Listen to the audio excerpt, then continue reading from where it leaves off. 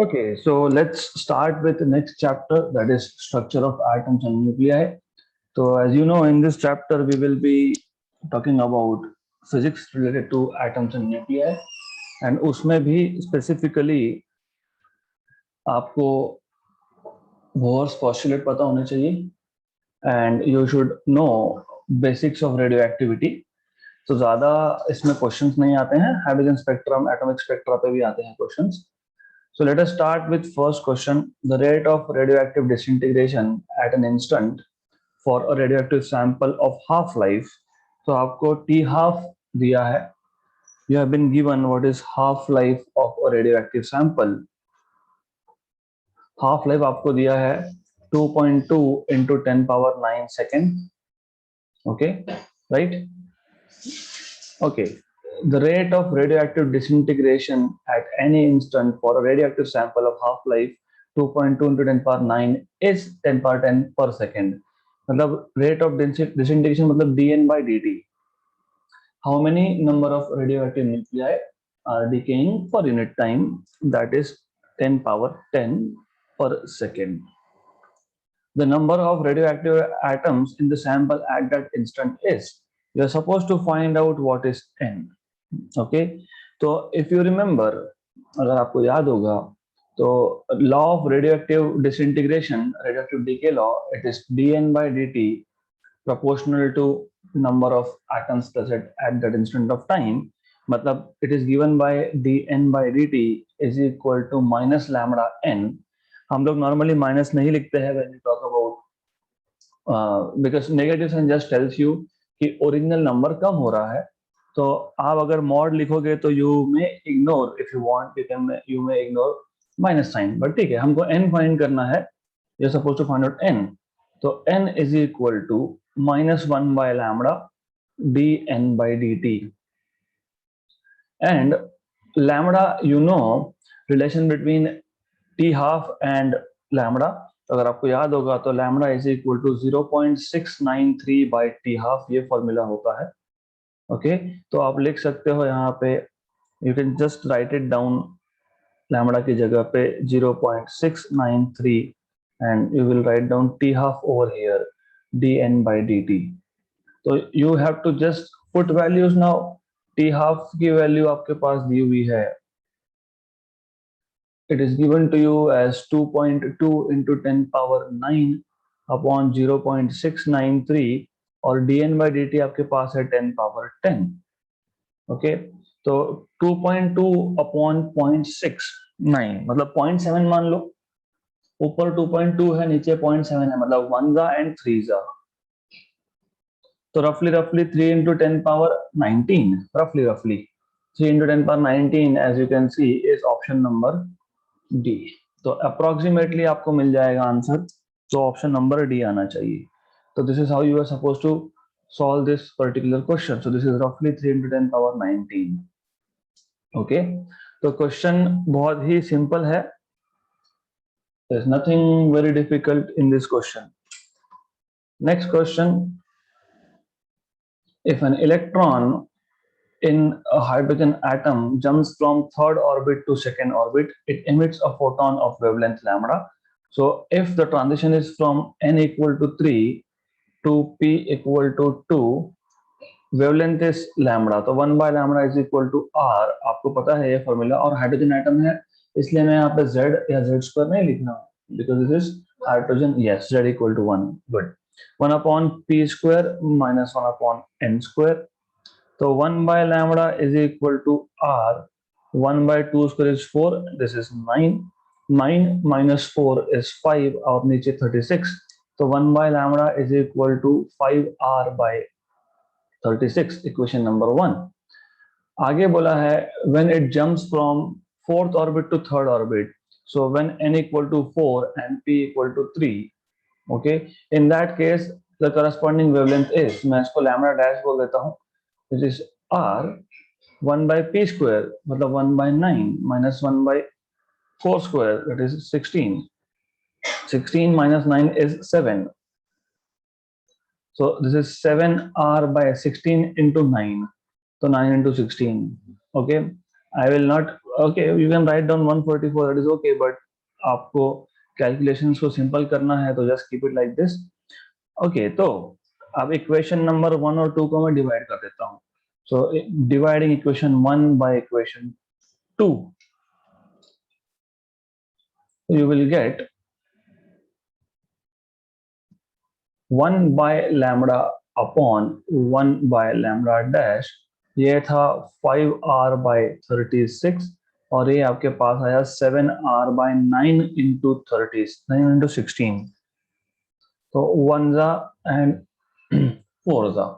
Okay, सो ये और ये कैंसल, तो आपके पास लैम्बडा डैश बाय लैम्बडा आएगा। रिमेंबर ये 5/4 बचा ऊपर, और ये 16/7, 1 जा 4 जा, तो आपको मिल जाएगा lambda dash as 20/7 times of lambda. तो 20/7 times of lambda option number c में है। तो as I told you, questions in this particular chapter are very simple. So next question, given the value of Rydberg constant, तो Rydberg constant की value आपको 10⁻7 पर metre दी हुई है। The wave number of the last line of the Balmer series in hydrogen spectrum will be, first of all you should know what is last line. Last line मतलब आपको पता है बाल्मेर series में, बाल्मेर series बोला है, बाल्मेर series में transition होता है सेकेंड ऑर्बिट पे। 3 to 2 हुआ तो first line, 4 to 2 second, 5 to 2 third, तो infinity to 2 last line. So for last line of Balmer series,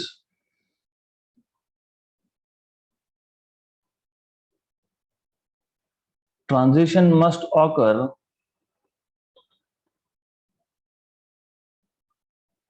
from n equal to infinity to p equal to 2. That's it.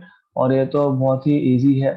तो 1 by lambda equal to r, 1 by p square minus 1 by n square, तो 1 by lambda equal to r की value 10⁻7 आपको दिया हुआ है, 1 by p square, 1 by p square 1 by 2 square, और ये 1 by infinity square is 1 by infinity, that is 0. तो 1 by lambda is equal to 10⁻7 by 4, 1 by 4 is 0.25, 0.25 into 10⁻7 per meter। और आपको वेव नंबर पूछा है, वेव लेंथ नहीं, wave number is 1 upon lambda, तो आपको 1 upon lambda पूछा है, तो ऑप्शन नंबर ए आए। So you need to remember this, wave number is 1 by lambda। अगला question, when an alpha particle of mass m moving with velocity v bombards on a heavy nucleus of charge Ze, its distance of closest approach from the nucleus depends on m. When an alpha particle of mass small m moving with velocity v bombards on a heavy nucleus, so if you have, let us say you have a heavy nucleus something like this, ये एक heavy nucleus है, इस पे alpha particle का bombardment हो रहा है। So alpha particle, you will have alpha particle over here. Okay, तो यू मस्ट नो न्यूक्लियस भी पॉजिटिव चार्ज है और अल्फा पार्टिकल भी पॉजिटिव चार्ज है।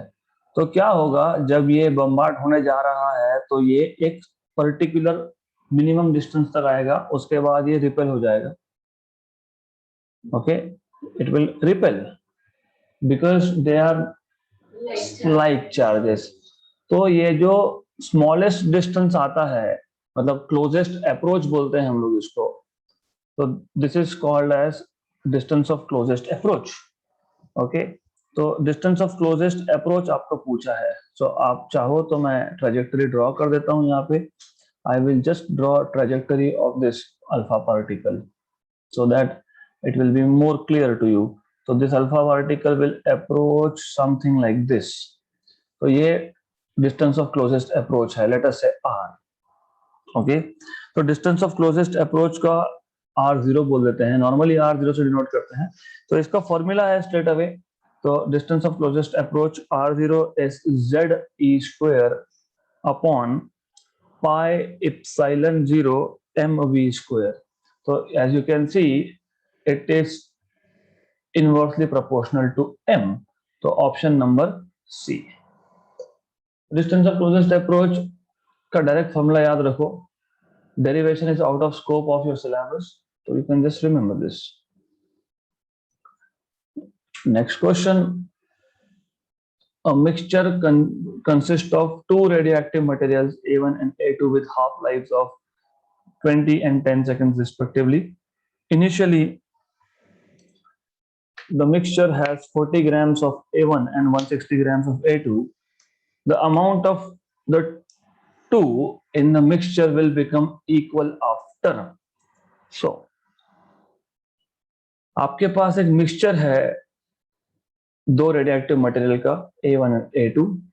पहले का हाफ लाइफ है, मैं इसको T1 बोल देता हूं, हाफ लाइफ 20 सेकेंड्स, और सेकेंड केस में जो हाफ लाइफ है T2 that is 10 second.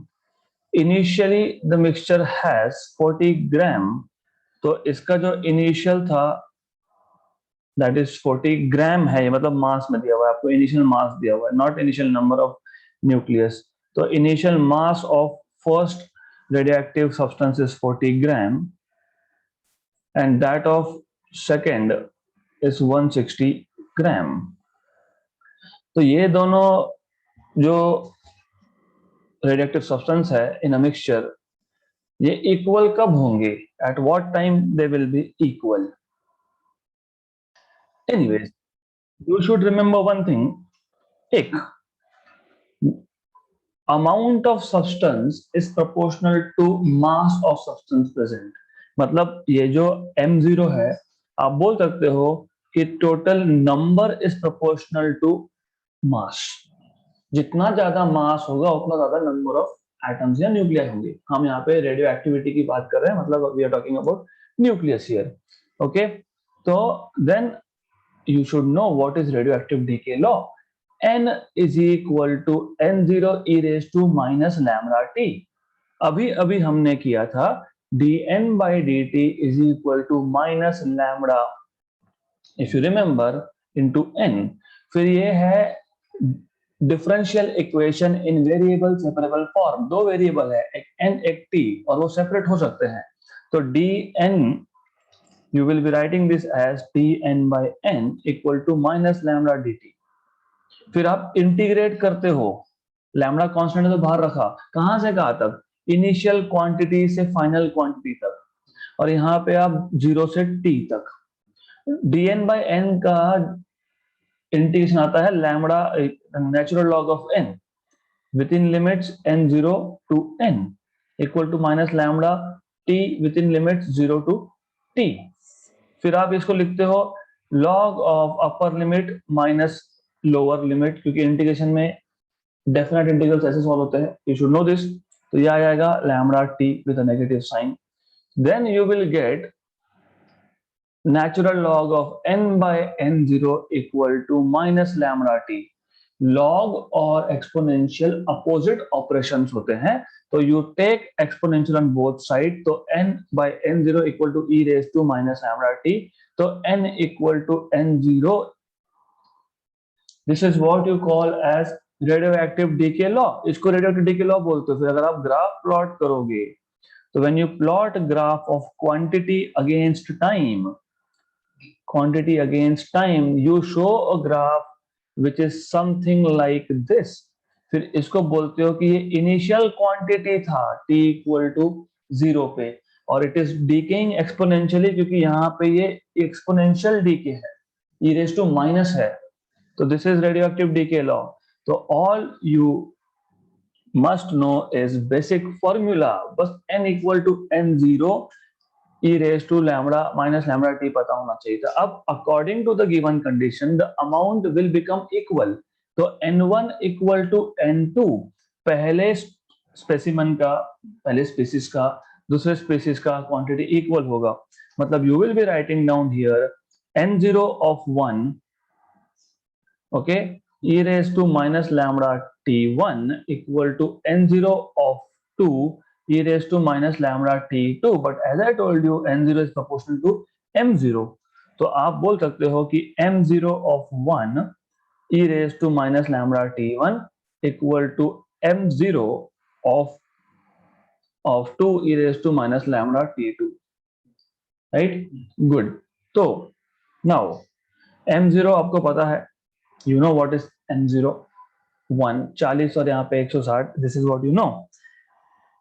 What you have to know is here आपके पास अब लैम्बडा, अब प्रॉब्लम क्या होता है कि ये t और t हाफ में कंफ्यूजन, तो you don't have to get confuse, you already know, आपको ऑलरेडी पता है, क्या पता है आपको, lambda is 0.693 upon t half, तो पहले केस में लैम्बडा 1 मिल जाएगा आपको, ओके, अपॉन टी हाफ कितना था यहाँ पे, टी हाफ 20 सेकेंड्स था, तो ये टी हाफ ऑफ फर्स्ट, ये t half of second, half life time दिया है आपको, तो you should be able to find out what is lambda 1 and lambda 2, 0.693 upon 20. Good good, तो लैम्बडा 2 भी आपको मिल जाएगा, दिस इज अगेन 0.693 by 10, तो यहाँ पे आप लिखोगे लैम्बडा 1 लैम्बडा 2, लैम्बडा 1 लैम्बडा 2. अब यहाँ पे you put quantities 40 grams, e raised to minus lambda 1 0.693 by 20 t1.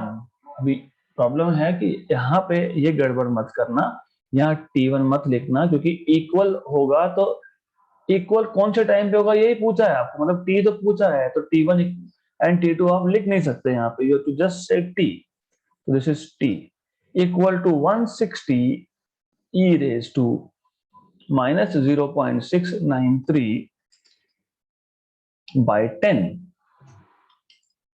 into t, 1 जा 4 जा, तो ये आपके पास आ जाएगा e raised to minus 0.693 by 20 into t, और ये नीचे यहाँ पे e raised to minus 0.693 by 10 into t equal to 4. Then ये नेगेटिव पावर ऊपर जाके पॉजिटिव पावर हो जाएगा, तो you will be writing down e raised to minus 0.693 by 20 t plus e raised to, मतलब प्लस यहाँ पे मल्टीप्लीकेशन में था e raised to, तो मैं वो बेस सेम होने की वजह से पावर्स को मैं सेम कर रहा हूँ, 0.693 by 10 into t equal to 4. Good, तो इसको आप सॉल्व करना पड़ेगा आपको, तो when you solve this you can take out 0.693 t and upon 10 common, so minus half plus 1, so that is half, half मतलब यहाँ पे ये 20 आएगा and forget about this, okay, equal to 4. फिर वापस वही स्टोरी, यहाँ पे एक्सपोनेंशियल है, फिर हम बोलेंगे okay let us take log on both sides, so 0.693 by 20 into t is log of 4, log of 4 is 2 square, मतलब 2 log 2, okay, yes, and therefore you will say 0.693 by 20 और ये t और 2 log natural log 2 is again 0.693, तो यहाँ ये और ये हो गया कैंसल, तो t is equal to 40 seconds, तो आपके पास आंसर आना चाहिए 40 seconds. This is how you are supposed to solve this question. Formulas. I understand हम लोग वो काउंटिंग कर ही सकते हैं, we can count any time, कि एक हाफ लाइफ के बाद मतलब इनिशियल क्वांटिटी इसका 40 ग्राम था, इसका 160 ग्राम था, एक हाफ लाइफ के बाद ये 20 हो गया, हाँ ये हो गया आपका 80, फिर ये हो गया 10, ये हो गया 40, this is 5, this is 20, this is 2.5, this is 10, okay, करते रहो ऐसा. This is not what we want to do. You cannot do this. I mean, you can do this, but it will waste your time. So, question number 6. The half-life of a radioactive nucleus is 50 days. The time interval T2 minus T1 between the time T2 when 2/3 of it has decayed and the time T1 when 1/3 of it has decayed is. Just now we saw a formula for quantity n present at any instant of time, that is n0 e raised to minus lambda t. अब आपको question में क्या बोला है, half life for a given substance, यहाँ पे एक ही substance है, यहाँ पे दो नहीं है, single is 50 days. Okay, time interval t2 minus t1 between the time t2 when 2/3 has decayed. 2/3 decay हो गया तो बचा कितना, 1/3 बचा. Very good. What is this n? This is the quantity present, not decayed, it is present. तो अगर case 1, अगर 2/3 DK हो गया तो 1/3 बचेगा. ओके, तो आप बोलोगे 1/3 ऑफ व्हाट, इनिशियल अमाउंट. तो n0/3 equal to n0 e raise to minus lambda t2. तो ये हो गया आपका कैंसल. तो ये आपको मिल गया. You will get from here, you will have, of course आपको इसको थोड़ा सा सिंप्लीफाई करना पड़ेगा. तो this is 1/3 equal to e raise to minus lambda t2. मतलब रेसिप्रोकल कर लोगे तो ये आ जाएगा आपका e raise to lambda t2 equal to 1/3 equal to e raise to minus lambda t2. मतलब e raise 1/e raise to minus lambda t2 equal to 3. मतलब ये ऊपर जाएगा तो e raise to lambda t2 equal to 3. Good right. इसका मतलब lambda t2 equal to log of 3. Okay, इसको मैं बाद में करूंगा, इसको मैं फिलहाल पेंडिंग रख रहा हूं. Equation number 1. अब आगे बोला है and the time t1 when 1/3 has decade. 1/3 decay होना मतलब 2/3 बचना. तो यहाँ पे 2/3 रिमेनिंग है. Okay, e raise to minus lambda t1 cancel. तो सिमिलरली वापस से आप वही लॉजिक यूज करके e raise to lambda t1 equal to 3/2 लाओगे, इक्वेशन नंबर 2. फिर आप इन दोनों को डिवाइड कर दोगे. तो equation number 1 by equation number 2. तो you will get what, e raise to lambda t2 upon e raise to lambda t1. And this was 3/2. Cancel. E raised to lambda t2 into e raised to minus lambda t1 equal to 2. मतलब e raised to lambda t2 minus t1 equal to 2. मतलब lambda t2 minus t1 equal to natural log of 2, 0.693. And of course lambda is 0.693 by t half, right? It is this value. Okay, तो अब ये आपके पास आ गया t2 minus t1 equal to natural log of 2 is again 0.693. cancel. मतलब t2 minus t1 is equal to t half. मतलब that is equal to 50 days. तो आपको मिल गया आंसर 50 days. और 50 डेज होना चाहिए ऑप्शन में, option number b. Okay, next question. A radioactive nucleus of mass m emits a photon of frequency nu. It should not be u, it should be nu. And the nucleus recoils. आपको पता है जैसे आप gun को fire करते हो so to conserve momentum, bullet goes in forward direction, gun is recoiled in the backward direction. Okay, similarly you have a stationary nucleus. Now it suddenly emits a photon. Then to conserve momentum, linear momentum, the nucleus will be recoiled. Okay, so recoil energy पूछा है आपको, what is recoil energy? Okay, so such questions, they are pretty simple.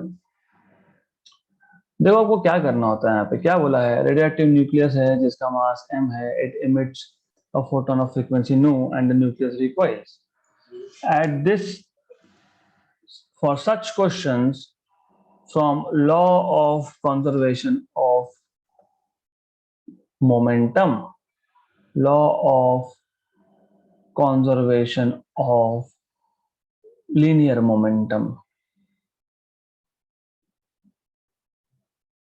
obviously initial linear momentum is equal to final linear momentum.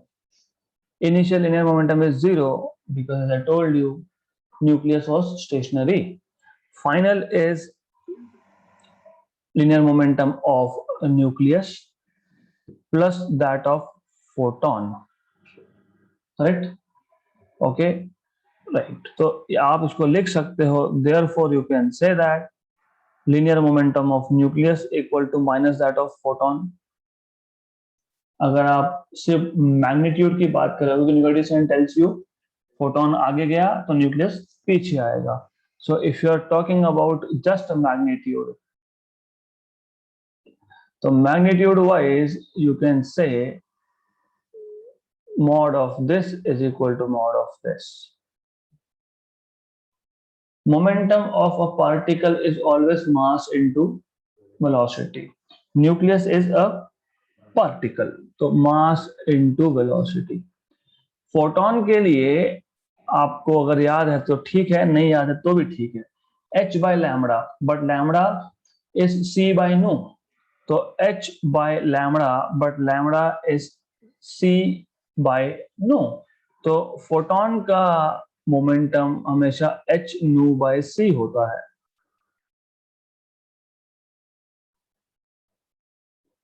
Okay, right. तो v आपको मिल जाएगा h nu by mc. Okay, और आपको पता है therefore recoil energy मतलब kinetic energy is half m v square, that is half m h square nu square upon m square c square. ये m कैंसल, तो half h nu square by mc square. तो option number b, h square nu square upon 2 mc square. So this is all what you were supposed to do. Linear momentum का conservation और kinetic energy का formula, that's all. Next question, the decay constant of radioactive isotope is lambda if A1 and A2 are its activities at time T1 and T2 respectively. The number of nuclei which has decayed during the time T1 minus T2 is. First of all, be very sure with what do you mean by activity. आपको पता है कि dn by dt is the rate of fall of या rate of decrease of nucleus. इसको आप बोलते हो activity. This is activity. तो भी किसी बुक में R से डिनोट किया होगा, किस में A से डिनोट किया होगा, डजंट मैटर. तो आपको at two different instants of time you have been given these two activities, A1 and A2. So A1 and A2 are activities at time T1 and T2. Okay. The number of nuclei which has decayed between time interval T1 minus T2 is. So what you are supposed to do here is dn by dt, as you know from radioactive decay law, dn by dt is minus lambda n. dn by dt is activity, therefore A is minus lambda n. Okay. And if you talk about magnitude, तो आप बोलोगे magnitude wise, मतलब you just neglect negative sign for the time being. A is equal to lambda n, तो n is equal to A by lambda, मतलब n1 is equal to A1 by lambda. lambda 1 मत लिख देना क्योंकि material मतलब radio active sample same है, दो अलग अलग होते तो फिर लैम्डा 1 लैम्डा 2 लिखते आप। N2 is equal to A2 by lambda. तो N1 is the number present at time T1. तो and N2 is the number present at time T2. तो decay कितना हुआ? N1 minus N2 हुआ. Number of radioactive sample elements nuclei present at time T1 minus N2. This is equal to A1 by lambda minus A2 by lambda. Therefore, N1 minus N2 is equal to 1 by lambda A1 minus A2. Answer number C. हो गया question solve. In a radioactive material, the activity at time T1 is R1. अभी उसी को जिसको हम A1 बोल रहे हैं उसी को वो R1 बोल, तो R1 is okay is lambda N1 and it is R2 at some other instant of time T2. So R2 is lambda N2. If the decay constant of the material is lambda, then what? Then R1 equal to R2, R1 equal to R2 e raised to minus lambda T1 minus T2. ये चारों में से क्या option आएगा? Of course मैं negative sign लिख रहा हूं यहाँ पे, I am not neglecting negative sign from here. So you just have to divide these two, इन दोनों को डिवाइड कर दो. ओके डिवाइड कर दो, क्योंकि कंपेयर करना है तो फिर you will have to divide. जब कंपेरिजन होता है तो डिवाइड करना. R1 by R2 equal to, अच्छा द प्रॉब्लम ये होगा कि लैम्डा कैंसिल हो जाएगा तो फिर नहीं कर सकते, तो फिर क्या करना पड़ेगा? You will have to check. Alright, so first of all, you need not to get confused between notations. Do you know that at any instant of time, n equal to n0 e raised to minus lambda t. ये है radioactive decay law after integrating in everything. मतलब ये radioactive decay law, ये भी radioactive decay law है, ये भी radioactive decay law ही है, सिर्फ ये डिफरेंशियल फॉर्म में है. ये इंटीग्रेट करने के बाद आपका जो एक्सपोनेंशियल फॉर्म आता है उसमें. Both are one and the same thing, right. तो ये जो है ये आपको पहले तो first of all you should know this. Now अब मैं एक क्वांटिटी को n बोलू या r बोलू, doesn't matter, you can denote it by whatever notations you want. Okay अब ऐसा क्यों लिख सकते हैं हम लोग? ऐसा इसके लिए लिख सकते हैं, ये यहाँ पे n था, सॉरी फॉर दिस, ये n था, right. This is radioactive decay law in exponential form. Very good. But शुरुआत कहां से की थी? यहां से की थी. और इससे भी पहले क्या किया था? इससे भी पहले क्या बोला था? हाँ वेरी गुड, करेक्ट. और इसको क्या नाम दिया है? एक्टिविटी. एक्सेलेंट. तो activity R is proportional to, very good. मतलब मैं n की जगह पे सीधा एक्टिविटी R के टर्म्स में लिख सकता हूं. That is activity at a given instant of time, that is initial activity. Is it clear? Very good. If this is clear, यहां तक अगर क्लियर है, एक्टिविटी R1 है टाइम T1 पे, तो R1 equal to R0 e raised to minus lambda T1, equation number 1, and R2 equal to R0 e raised to minus lambda T2, equation number 2. अब इसको divide करो तो आपको मिल जाएगा R1 by R2 equal to R0, R0 cancel हो जाएगा. ठीक है. So because I am little lazy तो मैं इसको कॉपी कर लेता हूं. Okay so this is what I am saying. ये ऐसा आएगा, फिर ये और ये कैंसिल हो जाएगा. तो R1 by R2 आपके पास e raised to minus lambda T1 into e raised to plus lambda T2, मतलब e raised to lambda outside T2 minus T1. Okay ये आ गया R1 by R2. तो R1 equal to R2 e raise to lambda T2 minus T1।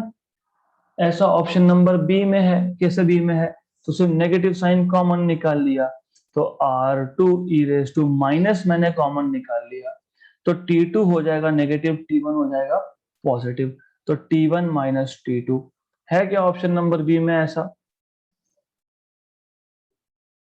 तो activity itself is proportional to n, तो n equal to n0 e raise to minus lambda t लिखो, या फिर उसको r equal to r0 e raise to minus lambda t लिखो, is the same thing.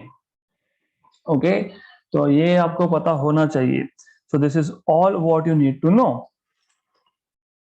Okay, next question. The total energy of an electron in the first excited state of hydrogen atom is about minus 3.4. Its kinetic energy in this state is. This is a joke question, oral question. Exactly, we know that kinetic energy is negative of total energy. So that is minus of minus 3.4 eV, that is 3.4 eV with a positive sign। खत्म। और kinetic energy negative हो ही नहीं सकता, option number सी और D तो joke है। सिर्फ B क्यों दिया होगा? क्योंकि if you remember potential energy half of kinetic energy। Next question, an electron is moving around the nucleus of a hydrogen atom in a circular orbit of radius r। Coulomb force between the two is, हमारे पास ये एक nucleus है और there is an electron which is moving around, let us say the radius is r, let us say, okay। तो आपका पूछा है coulomb force. Coulomb force is k q1 q2 e into e square by r square, correct? Okay, now Coulomb force, here there is one positive charge and other is negative charge। तो आपको सिर्फ यहाँ पे directions को देखना है। अब अच्छे से क्वेश्चन पढ़ना। Electron is moving around the nucleus of an hydrogen atom in a circular orbital of radius r। Coulomb force between the two is। अब r cap अगर मैं डिफाइन करता हूं, if I define r cap as a vector, unit vector from center towards circumference, तो minus r cap will be inwards। अब problem यह है कि फिर हम आउटवर्ड लेंगे या इनवर्ड लेंगे। अब क्योंकि फोर्स तो बिटवीन टू होता है, मतलब इलेक्ट्रॉन अगर प्रोटॉन पे न्यूक्लियस पे फोर्स एक्सर्ट कर रहा है तो न्यूक्लियस भी इलेक्ट्रॉन पे फोर्स एक्सर्ट कर रहा है, बट न्यूक्लियस इज हेवियर। क्यों हेवियर? भले ही हाइड्रोजन एटम हो, एक प्रोटॉन और एक इलेक्ट्रॉन, इलेक्ट्रॉन का मास होता है 9.1 इंटू 10 पावर माइनस 31 और प्रोटॉन का होता है 1.67 इंटू 10 पावर माइनस 27। 1800 टाइम, रफली 1800 टाइम्स हेवियर है। कौन? प्रोटॉन, मतलब न्यूक्लियस। तो फोर्स इज डायरेक्टेड इनवर्ड्स, तो इसका मतलब मुझे यहाँ पे माइनस आर कैप लिखना पड़ेगा, राइट? माइनस आर कैप लिखना पड़ेगा। But if you remember, unit vector is a vector divided by its own magnitude. 11th standard का दूसरा chapter, okay. So therefore you will have f is equal to, और यहाँ पे f bar is equal to minus k e square r bar by r, मतलब ये आ जाएगा minus k e square by r cube into r bar. ऐसा मुझे दिख रहा है ऑप्शन नंबर डी में, तो आंसर डी। सिंपल सा क्वेश्चन था। Okay, all right, then we'll stop here for today. More questions in the next session.